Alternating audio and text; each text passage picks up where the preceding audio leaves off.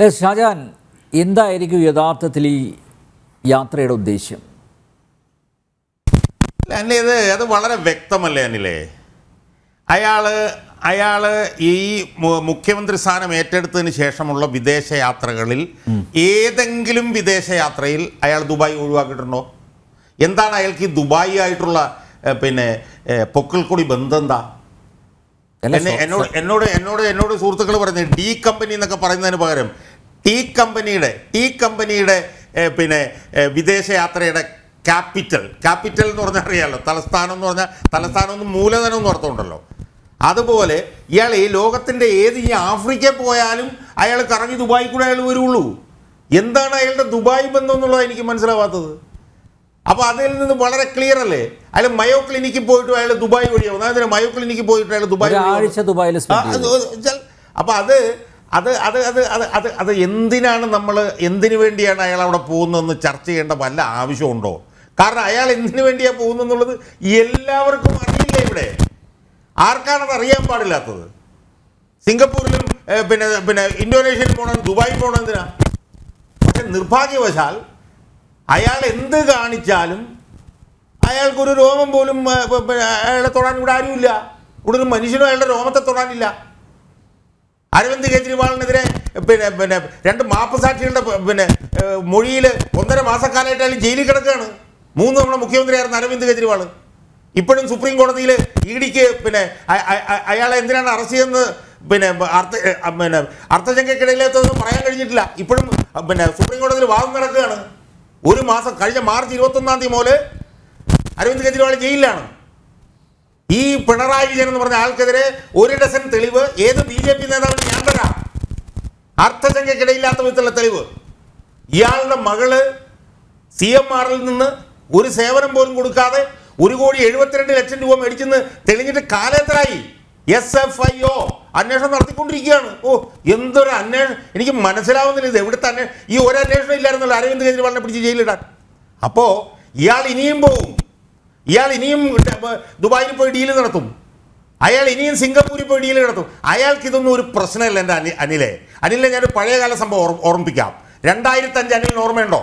2005 അന്ന് പാർട്ടി സെക്രട്ടറിയാണ്. അന്ന് ADB വായ്പയ്ക്കൊക്കെ എതിരാണ് കുമാർ. മനസ്സിലായി? ഇപ്പോഴാണല്ലോ ADB വായ്പ തൊണ്ടോടാതെ വിഴുങ്ങുന്നത്. അന്ന് ADB വായ്പയ്ക്കെതിരായിരുന്നു. അന്ന് ADB വായ്പയ്ക്കെതിരെ കേരളത്തിലെ എല്ലാ കളക്ടറേറ്റിന് ചുറ്റിലും ഇയാളുടെ പാർട്ടി മെമ്പർമാരെ പുഴുക്കളെ പോലെ കിടന്ന് ഉപരോധം പ്രഖ്യാപിക്കുമ്പോൾ അയാളുടെ ഭാര്യ കൂടെ 2005 സിംഗപ്പൂരിൽ പോയി. ഓർമ്മയുണ്ടോ നിങ്ങൾക്ക്? ഉല്ലാസയാത്ര അന്ന് നടത്തിയവനാണ് പിണറായി വിജയൻ. അപ്പോൾ അയാൾ ഇനിയും നടത്തും. അയാൾ ഇനിയും എല്ലായിടത്തും പോയി ഡീല് നടത്തും. കാരണം എന്താ? അയാളെ തൊടാൻ നട്ടലുള്ള ഒരു രാഷ്ട്രീയക്കാരനും ഇന്ത്യ മഹാരാജ്യത്തില്ല. അതുകൊണ്ട് അയാൾ ഇത് നടത്തും. എനിക്ക് ഒറ്റ കാര്യം എനിക്ക് പറയാം. ഒരു മിനിറ്റ്, താങ്കളുടെ ശബ്ദത്തിന് എന്തോ ഒരു പ്രശ്നമുണ്ട്. മൈക്കൊന്ന് ശരിയാക്കാനുണ്ട്. വിഷ്ണുവിലേക്ക് പോവാണ്. വിഷ്ണു, ഇയാളെ പിടിച്ചു കെട്ടാൻ പറ്റുമോ? കാരണം ഷാജഹാൻ പറഞ്ഞ പോലെ നിരവധി തെളിവുകളുണ്ട്. ഇപ്പോൾ നോക്കട്ടെ, സ്വർണ്ണക്കടത്ത് കേസിലാണെങ്കിലും ED അതുപോലെ കസ്റ്റംസ് ഇവരൊക്കെ കോടതിയിൽ കൊടുത്ത തെളിവുകൾ ഉണ്ട്. ഇദ്ദേഹത്തിനെതിരെ ഉണ്ട്. 164 സ്റ്റേറ്റ്മെൻ്റ് ഉണ്ട്. സ്വപ്ന സുരേഷ് കൃത്യമായിട്ട് പറയുന്നുണ്ട് ഇദ്ദേഹത്തിന് ദുബായിൽ ബിസിനസ് ഉണ്ട്. അജ്മാൻ കേന്ദ്രീകരിച്ചാണ് എല്ലാ ഡീലുകളും നടക്കുന്നത്, ഇടപാടുകൾ നടക്കുന്നതെന്ന് സ്വപ്ന സുരേഷ് പലവരും ആവർത്തിച്ചിട്ടും നടപടിയൊന്നും ഉണ്ടാകുന്നില്ല. വായ്? അല്ല, കേരളത്തിലെ പല മുഖ്യമന്ത്രിമാരും തങ്ങളുടെ അധികാരസ്ഥാനം ഉപയോഗിച്ച് നടത്തുന്ന അഴിമതിക്കെതിരായ ശക്തമായ നിലപാടുകൾ തന്നെയാണ് കേന്ദ്ര സർക്കാർ സ്വീകരിച്ചുള്ളത്. ഇപ്പോൾ ഡൽഹി മുഖ്യമന്ത്രി അരവിന്ദ് കെജ്രിവാളിൻ്റെ കാര്യം നോക്കൂ. അദ്ദേഹം ഇപ്പോൾ ജയിലിലായിരിക്കുന്നു. തെളിവുകൾ കൃത്യമായി ലഭിക്കുന്നതോടുകൂടി തെളിവുകളുടെ അടിസ്ഥാനത്തിൽ അഴിമതിക്കാരായ എല്ലാ നേതാക്കന്മാരെയും രാഷ്ട്രീയ ഭേദമന്യേ ജയിലിലേക്ക് അയക്കാൻ മുഖ്യമന്ത്രിമാർ പോലും ഇന്ന് നിലവിൽ ജയിലിൽ കിടക്കുന്ന സാഹചര്യമുണ്ടായത് അഴിമതിക്കെതിരായി കേന്ദ്ര സർക്കാരിൻ്റെ സന്ധിയില്ലാത്ത പോരാട്ടത്തിൻ്റെ ഫലമായാണ്. അത് കേരളത്തിലും വരും ദിവസങ്ങളിൽ ഉണ്ടാകുമെന്ന് തന്നെ ഞങ്ങൾ പ്രതീക്ഷിക്കുന്നു. കാരണം കേരളം കണ്ടതിൽ വെച്ച് ഏറ്റവും അഴിമതിക്കാരനായ മുഖ്യമന്ത്രിയാണ് പിണറായി വിജയൻ. കരമന്നൂരടക്കം പാവങ്ങളുടെ, കൽപ്പണിക്കാരുടെ, തൊഴിലാളികളുടെ, പാവപ്പെട്ട സഹോദരി സഹോദരന്മാരുടെ കോടികൾ വെട്ടിച്ചതിന് പിന്നിൽ ആ കരങ്ങൾ എത്തി നിൽക്കുന്നത് കേരളത്തിലെ മുഖ്യമന്ത്രിയിലേക്കാണ്, CPMിലേക്കാണ്. അപ്പോൾ ഈ അഴിമതിയുടെ എല്ലാം പ്രഭവ കേന്ദ്രം പിണറായി വിജയൻ എന്ന വ്യക്തിയെ കേന്ദ്രീകരിച്ച് അയാളുടെ ചുറ്റും ഉപജാപക സംഘങ്ങളിൽ നിൽക്കുന്ന നേതാക്കന്മാരുടെ നേതൃത്വം നടക്കുന്നു. ഇതിനെതിരെ ഒരു വിട്ടുവീഴ്ചയും കേന്ദ്ര സർക്കാരിൻ്റെ ഭാഗത്തു നിന്നും ഉണ്ടായിട്ടില്ലാത്തത് കൊണ്ട് തന്നെയാണ് അതിശക്തമായ അന്വേഷണവും തെളിവെടുപ്പും ഒക്കെ കേരളത്തിൽ നടക്കുന്നത്. അതുകൊണ്ട് ദിവസങ്ങൾ എത്രയ്ക്കകം പിണറായി വിജയന്റെ മുഖ്യമന്ത്രി കസേര പൂജപ്പുര സെൻട്രൽ ജയിലിലേക്ക് എത്തിക്കും എന്നുള്ള കാര്യത്തിൽ യാതൊരു സംശയവുമില്ല. നമുക്ക് പ്രതീക്ഷിക്കാം. ഷാജഹാൻ, താങ്കൾ നേരത്തെ പറഞ്ഞു വെച്ച പൂർത്തിയാക്കാം. അല്ലാതെ എനിക്ക് ഈ ചെറുപ്പക്കാരനോട് ഒറ്റ ചോദ്യം ചോദിക്കാനുള്ളൂ. 2020 സ്വർണം പിടിച്ചത്. ആ ഈ സ്വർണം പിടിച്ചു കഴിഞ്ഞാൽ സ്വർണ്ണക്കള്ളക്കടത്ത് കേസ്, ഡോളർ കള്ളക്കടത്ത് കേസ്, ലൈഫ് മിഷൻ കോഴക്കേസ്, മാസപ്പടി കേസ്, കരിവന്നൂരിനെ കുറിച്ചൊക്കെ വലിയ ആവേശഭരിതനായിട്ട് പറഞ്ഞല്ലോ. സുഹൃത്തെ, ഞാൻ ഒറ്റ കാര്യം നിങ്ങളോട് പറയാം. കരിവന്നൂർ കേസിൽ AC മൊയ്തീൻ്റെ 40 ലക്ഷം രൂപ കണ്ടുകെട്ടി എൻഫോഴ്സ്മെൻറ്റ് ഡയറക്ടറേറ്റ്. കണ്ടുകെട്ടിക്കഴിഞ്ഞാൽ അത് തൊണ്ടി മുതലാണ്. എന്നിട്ട് പിന്നെ AC മൊയ്തീനെ പ്രതി ചേർത്തില്ലല്ലോ. പിണറായി വിജയനെതിരെ 1 ഡസൻ തെളിവ് ഞാൻ അങ്ങോട്ട് തരാമെന്നാണ് പറഞ്ഞത്. അയാൾക്കെതിരെ അയാളെ ജയിലിലൊന്നും ആക്കണ്ട. നിങ്ങൾ പൂജപ്പുര ജയിലിലേക്ക് എന്നൊക്കെ വലിയ വായിലെ പറഞ്ഞല്ലോ. ആയിക്കോട്ടെ, അയാളെ ജയിലിലൊന്നും ആക്കണ്ട എൻ്റെ പൊന്നു സുഹൃത്തെ. ഞാൻ 10 ചോദ്യമെങ്കിലും നിങ്ങൾ പിണറായി വിജയൻ്റെ അടുത്ത് ചോദിക്കാൻ നിങ്ങൾക്ക് തട്ടലുണ്ടോ? പിന്നെ അഴിമതിക്കെതിരായിട്ടുള്ള വലിയ ഉദാത്തമായിട്ടുള്ള പോരാട്ടം നിങ്ങൾ പറഞ്ഞല്ലോ. നിങ്ങൾ 10 വർഷമായിട്ട് ഭരിച്ചുകൊണ്ടിരിക്കുകയല്ലേ. നിങ്ങൾ ഒരുപാട് പേരെ ജയിലിലാക്കിയെന്ന് പറഞ്ഞല്ലോ.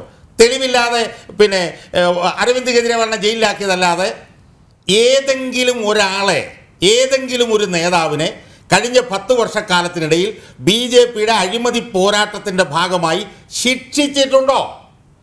കൺവിക്റ്റ് ചെയ്തിട്ടുണ്ടോ? ഇതാണ് എൻ്റെ ചോദ്യം. നിങ്ങൾ ജയിലിലേക്ക് ആക്കിയിട്ടുണ്ടോ കുറേ പേരെ? അത് ആരും ജയിലാക്കി, എന്നെ ജയിലാക്കിയിട്ടുണ്ട്. അവിടെ ജയിലിലാക്കിയ കഥയൊക്കെ അവിടെ നിൽക്കട്ടെ. 1 പതിറ്റാണ്ടുകാരൻ നിങ്ങൾ ഭരിച്ചല്ലോ കേന്ദ്രത്തിൽ. Has a single political leader has been convicted? ശിക്ഷിച്ചിട്ടുണ്ടോ? ഒരാളെ പോലും കൺവിക്റ്റ് ചെയ്തിട്ടില്ല, ഒരു നേതാവിനെ പോലും. P. ചിദംബരത്തിൻ്റെ വീട്ടിൽ കയറിയാണല്ലോ അയാളെ അറസ്റ്റ് ചെയ്തുകൊണ്ട് പോയി 100 ദിവസം ജയിലിലിട്ടത്. 10 വർഷമായില്ലേ? അയാളെ ശിക്ഷിച്ചോ? അപ്പോൾ അതുകൊണ്ട് ഈ വലിയ വായ വർത്താനൊന്നും പറയരുത്.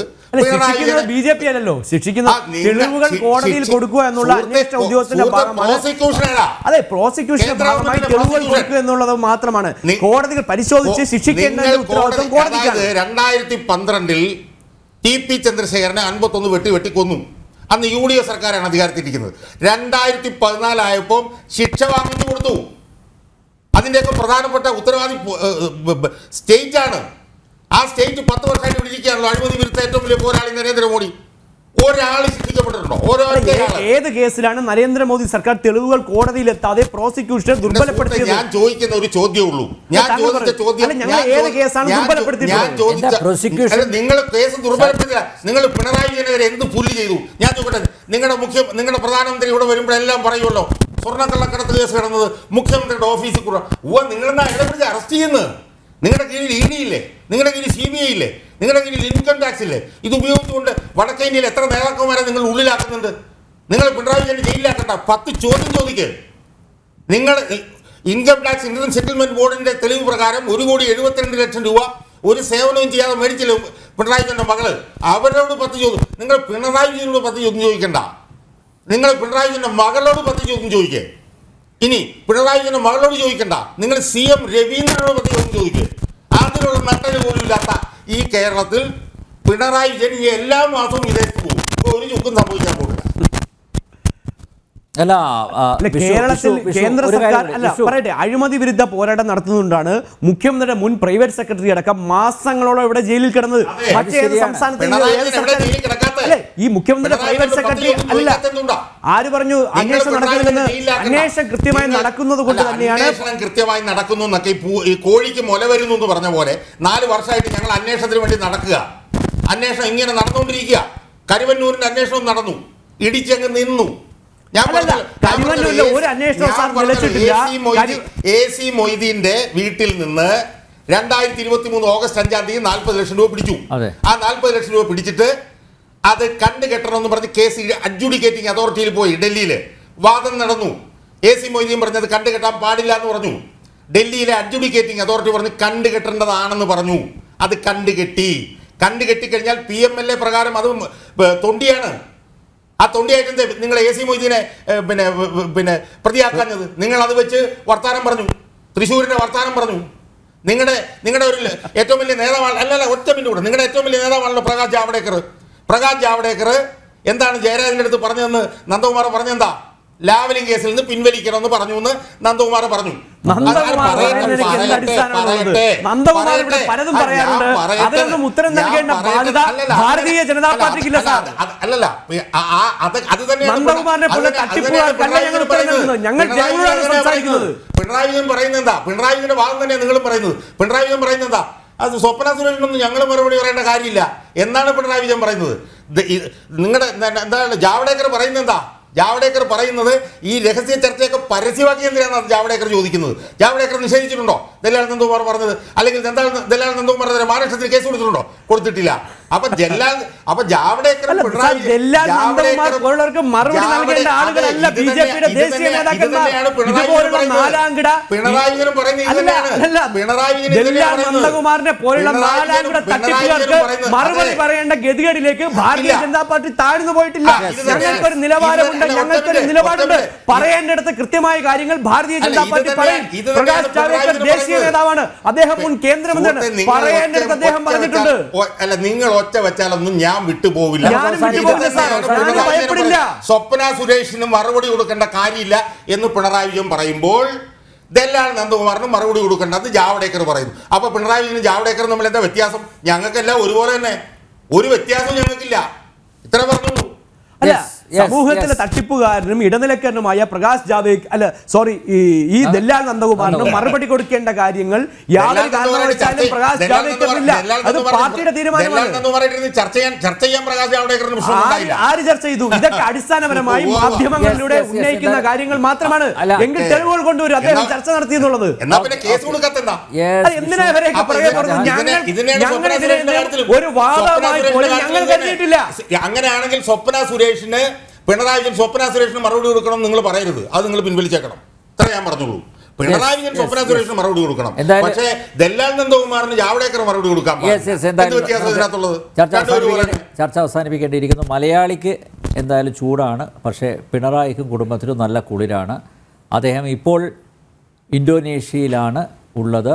ഇനി അടുത്ത സന്ദർശന കേന്ദ്രമായ സിംഗപ്പൂരിലേക്ക് പോകും. അത് കഴിഞ്ഞ് ദുബായ് കറങ്ങിയ ശേഷമേ പിണറായി 19 ദിവസത്തിന് ശേഷം കേരളത്തിൽ തിരിച്ചെത്തുകയുള്ളൂ.